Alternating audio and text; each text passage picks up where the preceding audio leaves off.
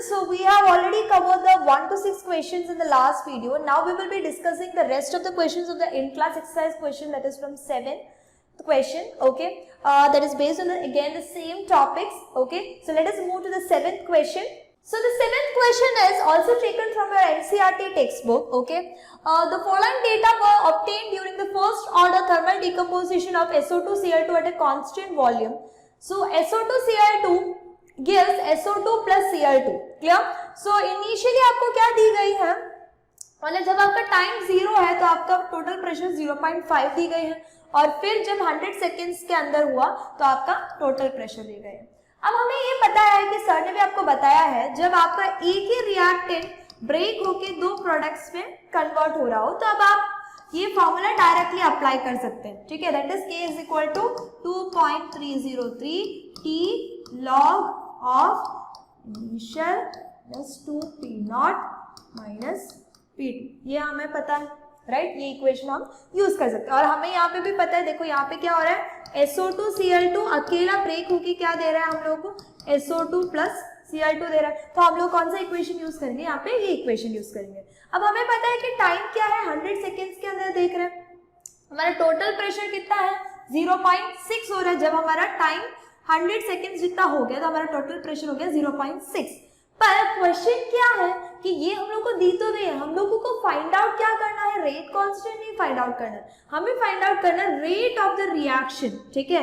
Rate of the reaction जब मेरा pressure जो है 0.65 ATM होगा, यहाँ पे टोटल प्रेशर कितना है 0.6 है, पर मुझे रेट फाइंड आउट करना है, रेट कांस्टेंट में नहीं, क्या फाइंड आउट करना है, रेट ऑफ द रिएक्शन जब मेरा प्रेशर 0.65 ATM होगा, ठीक है। तो यहाँ पे मैं क्या करूंगी, पहले तो मुझे ऑब्वियस बात है कि वो फाइंड आउट करने के लिए, रेट फाइंड आउट करने के लिए मुझे ऑब्वियसली किसकी जरूरत पड़ेगी, रेट कांस्टेंट की जरूरत पड़ेगी। तो हम लोग पहले क्या फाइंड आउट करेंगे, रेट कांस्टेंट फाइंड आउट करेंगे, ओके।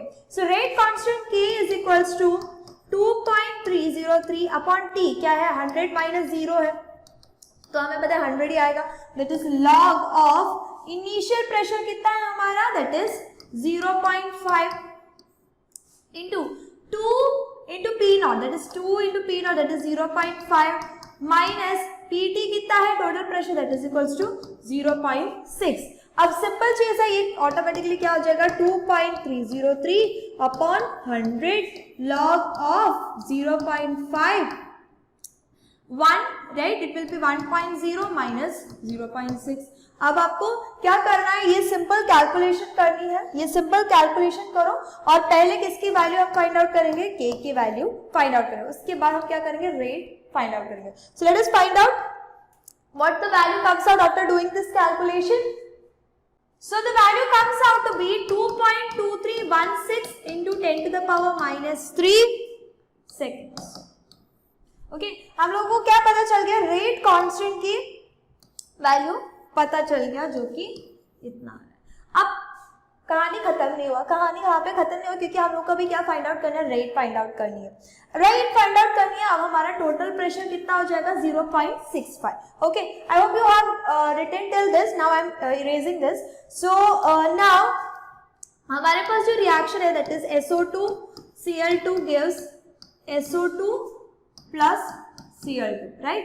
अब जब मेरा टाइम 0 था, मैं कहती हूँ कि इसका now we have to find out for the next one, that is your 0.65 ATM पे कितना हो रहा है, ठीक है। जब मेरा टाइम 0 था, मैं कहती हूँ कि मेरा प्रेशर जो था दैट इज P नॉट, और यहाँ पे क्या था 0 0। बट जब मेरा कोई टाइम चला गया, दैट टाइम T मेरा क्या हो जाएगा, P नॉट में से मेरा कुछ इतना रिडक्शन हुआ, P नॉट माइनस P, और यहाँ पे P इंक्रीमेंट हुआ, क्लियर। तो हमें पता है total pressure that is PT is equals to what, P naught minus P plus P, इसका sum, that is the total pressure, right. अब हमें पता है टोटल प्रेशर कितना ले रहे हैं हम लोग, 0.65 है, तो that is 0.65 is equals to क्या हो जाएगा, P naught minus P naught plus P, right. इतने का वैल्यू हमें क्या मिला 0.65, that is P naught plus P is equal to 0.65। अब हम लोगों को क्या चाहिए, हम लोग जो रेट फाइंड आउट करते हैं, रेट के लिए हम लोगों को जो P, ये जो इसमें ये वैल्यू हमें चाहिए जब मेरा टोटल प्रेशर जो है इतना है, तो इस टाइम पे इसका क्या हो रहा है, टोटल जो चीज हो रही है वो कितना हो रहा है, तो मुझे P की वैल्यू चाहिए, तो P की वैल्यू क्या हो जाएगा, that is P is equals to 0.65 minus P naught, और हमें पता है P इज इक्वल्स टू क्या हो जाएगा 0.65 minus what is P not, that is 0.5, तो क्या हो जाएगा ये 0.15 ATM। तो मुझे P मिल गया, जितना रिडक्शन हुआ है इसमें से वो वैल्यू मिल गया, दैट इज 0.15। अब इसकी वैल्यू मिल गया, अब हमें क्या चाहिए, हम लोगों को रेट चाहिए, दैट इज PSO2Cl2 का कितना हो जाएगा, SO2Cl2 का उस टाइम पे time t is equal to उस टाइम पे कितना होगा, P नॉट माइनस P होता है, और P नॉट कितना है हमारे पास 0.5 से कितना डिक्रीमेंट हुआ है, माइनस 0.15, तो ये कितना आ जाएगा, that is your 0.3, right, 0.3 something, 0.35 ATM, right. Don't be confuse यार, ये मैंने कैसे निकाला, यहाँ से निकाला है, that is P naught minus P, ये है ना मेरा कॉन्सेंट्रेशन एट टाइम t पे, PSO2Cl2 का कॉन्सेंट्रेशन कितना होगा, P नॉट माइनस P, मतलब इतना उसमें से रेड्यूस हुआ ना, क्योंकि इतना उसका फॉर्मेशन हुआ है, तो P नॉट माइनस P की वैल्यू कैसा आया 0.35। ओके, अब मुझे इसका वैल्यू पता चल गया, अब मुझे क्या फाइंड आउट करना है, रेट फाइंड आउट करनी है। तो हम लोगों को पता है रेट जो होता है, rate is equals to what, rate is equals to K, that is rate constant multiplied by the concentration of the reactant, so SO2Cl2। तो अब रेट के लिए K की वैल्यू कितना दी गई है, K की वैल्यू अभी हमने फाइंड आउट किया, that is 2.2316 multiplied by 10 to the power minus 3, SO2Cl2 का कितना आया 0.35 ATM। तो इन दोनों को ऐड करो, इन दोनों को मल्टीप्लाई करो तो मुझे क्या मिल जाएगा, रेट पता पड़ जाएगा, क्या। So the answer comes out to be that is 7.8 into 10 to the power minus 5 ATM। आप यहाँ पे ध्यान रखो ये चीज कि हम लोग क्या है प्रेशर के टर्म्स पे बात कर रहे हैं, तो हमारा रेट कितना आ रहा है 7.8 into 10 to the power minus 10 per second, clear। Now let us move to the next question. Now the next question, that is the half-life of a radioactive decay of carbon-14 isotope is 5730 years. An archaeological artifact containing wood had only 80% of the C14 found in a living tree. Estimate the age of the sample. अब हमें age of the sample की बात करते हैं, age। तो हम लोग किसकी बात कर रहे हैं, टाइम की बात कर रहे हैं, राइट। ओके, तो हम लोग टाइम ऑब्वियसली यहाँ पे किसके टर्म्स में, टाइम मतलब किसके टर्म्स में, ईयर्स के टर्म्स में बता रहा है। अब क्वेश्चन में क्या बता रहा है कि half life of a radioactive decay. अब हमने पढ़ा कि जितने भी रेडियो एक्टिव डीके जो होते हैं, they follows what, they follows first order kinetics, right. Okay, they follows first order kinetics.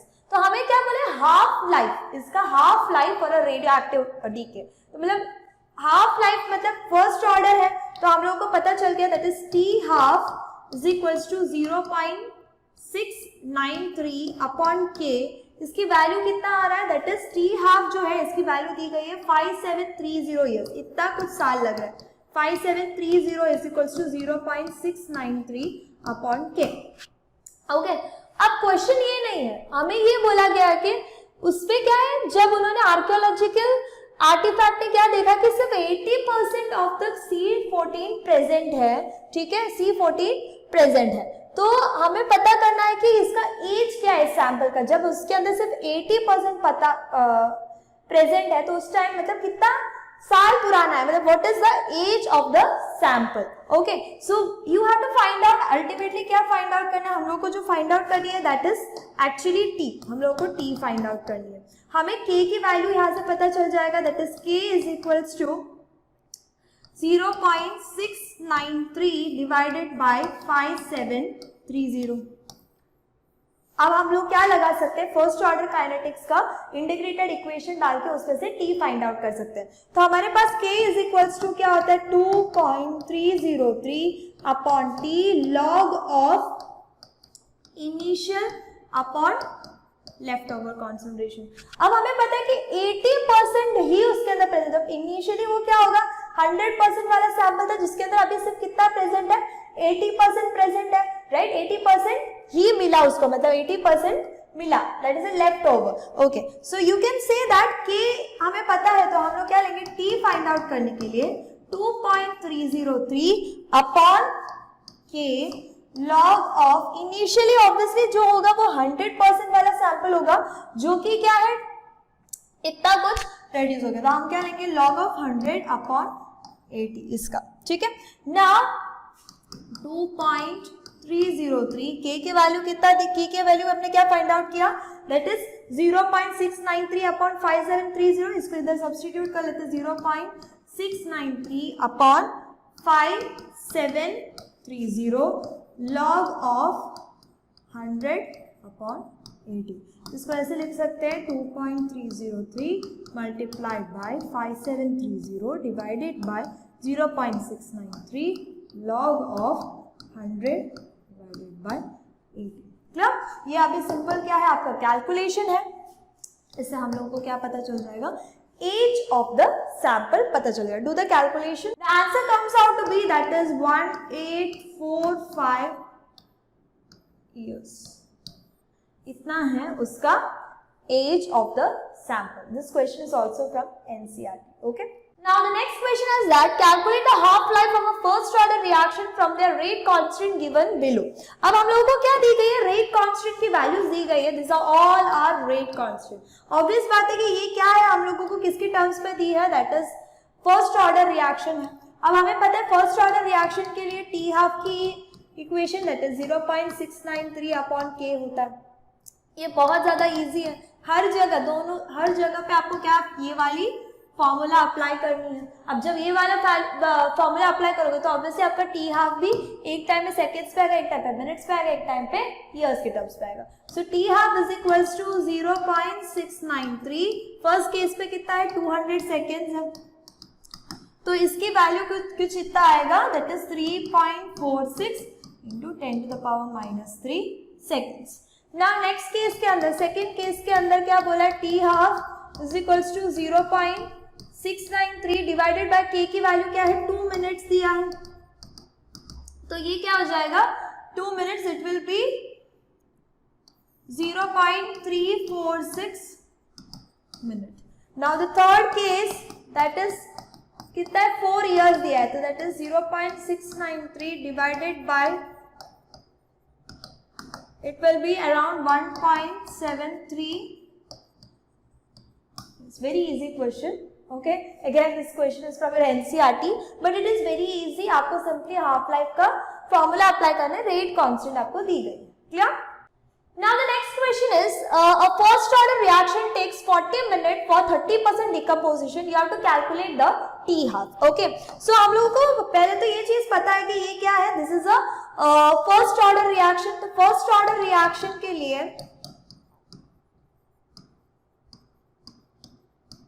First order reaction है और हमें पता है कि टाइम कितना ले रहा है 40 मिनट्स। ओके, अब हमारे पास इक्वेशन है और हमें ये क्या बोला गया इसमें से 30% जितना क्या हो चुका है डीकंपोजिशन हैज बीन। आप कह सकते हैं कि 30% रिएक्शन जो है वो हो चुका है। तो अगर मैं कहूँ 30% रिएक्शन हो चुका है तो कितना बचा हमारे पास 30% कंप्लीट हो चुका है, तो we have only left with how much concentration 70%।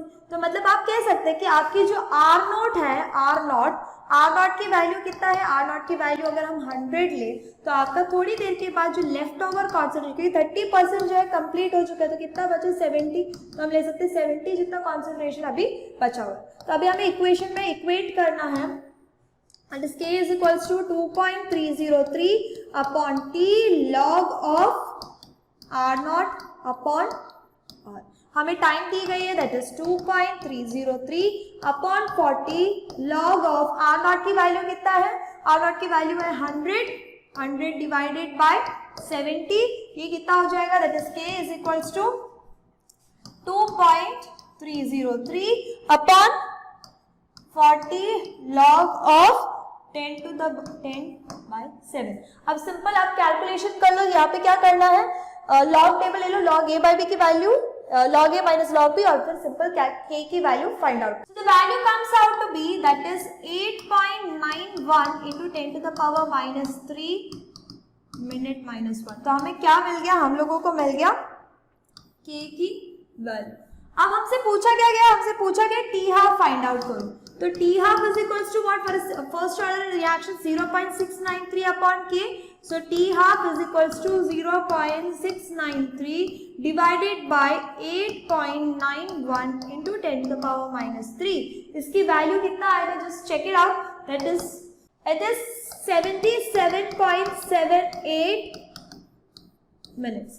I hope this question was also easy. This question is also from your NCERT. Almost all the standard questions are from your NCERT books, which has been repeated in your board exams too. So you have to just write all these questions in your notebook very well. Okay. Now the next question is, in a pseudo first order reaction in water, the following results were obtained. Again, this is a question from NCERT और pseudo first order reaction में से ऐसे questions बनते हैं, आप NCERT in-text और exercise में भी देख सकते हैं। तो इस क्वेश्चन के एक्चुअली दो पार्ट है, आप डीपीवी में देख सकते हैं। इसके फर्स्ट पार्ट क्या है, फर्स्ट पार्ट ये कहते हैं कि आपको एवरेज रेट फाइंड आउट करनी है। तो ये हमारा पहले वाला पार्ट आ जाता है। एवरेज रेट जो है वो भी किसके अंदर फाइंड आउट करनी है, आपको average rate in the time interval of 30 to 60 seconds है। तो हम लोगों को पता है एवरेज रेट जो होता है that is average rate is equals to what, that is the R2 minus R1 minus upon T2 minus T1 होता है। और हमारा R2 क्या है, इट इज 30 to 60 सेकेंड्स के इंटरवल में हम लोगों को चाहिए एवरेज रेट।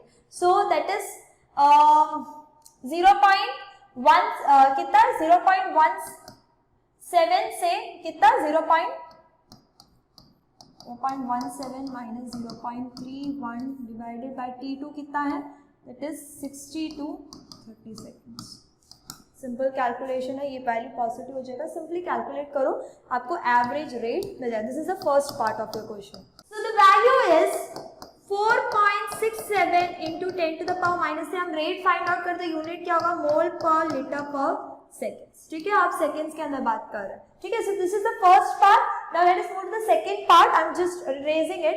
सेकंड पार्ट आप डीपीपी में से रीड करो, आपको क्या फाइंड आउट करना है, आपको रेट कांस्टेंट फाइंड आउट करनी है for the following data for the pseudo first order hydrolysis of this particular thing. Okay, तो ये pseudo first order reaction in water के अंदर जो भी रिजल्ट्स हमें मिले हैं उसके लिए हम लोग को हर एक इंटरवल के अंदर हम लोग क्या फाइंड आउट करेंगे, हर एक टाइम के अंदर हम लोग रेट कांस्टेंट फाइंड आउट करेंगे। सो एट दैट केस अगर हम एक एक करके ले, जैसे फर्स्ट टाइम अगर हम ले कि 30 के अंदर, ठीक है, तो हमें ये पता है हमारा इनिशियल कॉन्सेंट्रेशन हमेशा क्या होगा 0.55 होगा। सो अब ये तो हमारा फिक्स ही है, दैट इज R नॉट की वैल्यू क्या होगा हमेशा 0.55। हमारा जो लेफ्ट ओवर कॉन्सेंट्रेशन जो भी होगा वो इसके हिसाब से हम लोगों को फाइंड आउट करनी है। मतलब ये क्या है, हम लोगों को बता रहा है कि जब 30 सेकेंड्स हुआ तब आपका कॉन्सेंट्रेशन इतना हो गया। ठीक है, तो 30 सेकेंड्स के अंदर अगर हम बात करें तो क्या हो जाएगा हमारा K is equals to 2.303 upon 30 log of 0.55, that is R naught की वैल्यू 0.55 डिवाइडेड बाय 0.31। इसकी वैल्यू आप कैलकुलेट करो। सिमिलर में सेकेंड वन अगर हम कैलकुलेट करें 60 सेकेंड्स के लिए तो आपकी K की वैल्यू क्या हो जाएगी 2.303 upon 60 log of, again initial concentration same होगा दैट इज 0.55। 60 सेकेंड्स में आपका कॉन्सेंट्रेशन कितना हो गया 0.17। इसकी वैल्यू फाइंड आउट करो। सिमिलर में थर्ड केस के अंदर हम बात करें दैट इज 90 सेकेंड्स के अंदर तो आपकी K की वैल्यू हो जाएगी 2.303 अपॉन 90 लॉग ऑफ कितना that is 0.55 divided bye 0.085। Simple आप इसकी कैलकुलेशंस फाइंड आउट करो, हर एक की K की वैल्यू जो है वो पता चल जाएगा, हर एक के की वैल्यू पता चल जाएगा, फिर हम लोग को क्या करना है, एवरेज ले लेना है। क्लियर? इसकी वैल्यू आ रही है 1.9 into 10 to the power minus 2, इसका आ रहा है 1.96 into 10 to the power minus 2, इसका आ रहा है 2.07 into 10 to the power minus 2, और हमें पता है जीरो फर्स्ट ऑर्डर है तो के की वैल्यू क्या आ जाएगी, सेकेंड्स। ओके, अब हमारे यहाँ पे ये तीनों के अलग अलग के ले लिया, अब हम क्या करेंगे, इसके एवरेज ले लेंगे। सो एवरेज जो इसका रेट कांस्टेंट होगा इज इक्वल्स टू क्या होगा, 1.9 plus 1.96 plus 2.07 overall multiplied by 10 to the power minus 2, कितना का एवरेज ले रहे हैं, 3। इसका कैलकुलेट करो तो हम लोग को rate constant for this particular pseudo first order reaction in water का के वैल्यू मिल जाएगा। इसकी वैल्यू जो आ रही है that is 1.98 into 10 to the power minus 2, क्या आएगा, के की वैल्यू अगेन सेकेंड्स पे आएगा, ठीक है। So that is the answer, that is 1.98 into 10 to the power minus 2 seconds. So here ends your in-class exercise questions. The home assignment questions are just similar to the in-class exercise question. You have to try by yourself. It is very easy. जितने भी home assignment questions के अंदर जो questions है उसके pattern almost सारे हमने in class exercise पे कवर कर लिया. So try to do it by yourself. The same method you have to apply, very easy. Okay, that's all for your in class exercise question. Thank you so much.